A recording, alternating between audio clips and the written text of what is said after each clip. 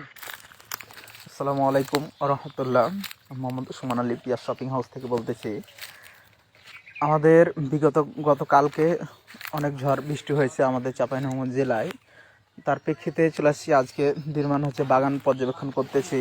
পর্যবেক্ষণ করার পরে গাছে যে পরিমাণ আম আছে তার থেকে হচ্ছে গাছের নিচেই আমাদের হিউজ পরিমাণ হচ্ছে আম পড়ে আছে আর কি, প্রচুর পরিমাণে। এগুলো হচ্ছে রূপালি, গাছে যেরকম দেখতে পাচ্ছেন ওর থেকে হচ্ছে গাছের নিচে দেখেন কি পরিমাণ রূপালি আম পড়ে আছে।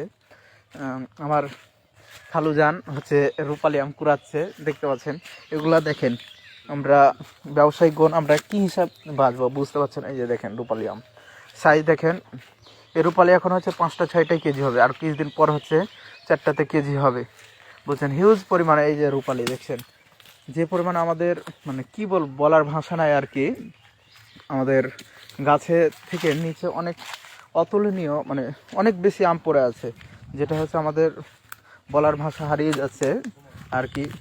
আপনারা দেখছেন যে আমাদের বাগানের পরিচর্যা আর কি কীভাবে আমরা করে থাকি আর কি।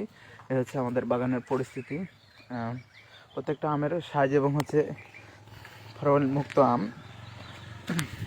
আমাদের সিজনের প্রথম থেকে আম দিব হচ্ছে 22 তারিখ থেকে বা 25 তারিখ থেকে গোপালভোগ এবং হিমসাগর আম আমরা প্রস্তুত করবো আর কি।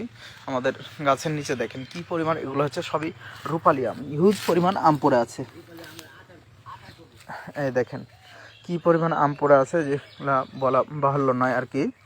আপনারা মানে কি আর বলবো, দেখতে পাচ্ছেন প্রত্যেকটা বাগানের যে পরিচর্যা এবং যাক রিজিকের মালিক আল্লাহ, আল্লাহ যতটুক দিবে এতেও অনেক কিছু আর কি। এই হচ্ছে আমাদের বাগান সমূহ, দেখছেন প্রত্যেকটা বাগানে কি পরিমাণ আম। আচ্ছা, এই হচ্ছে আমাদের বাগানের কন্ডিশন আর কি। একটা ছোট্ট পরিসরে এটা বাগান, রূপালি এবং আশিন আম হচ্ছে আমাদের আম সমূহ।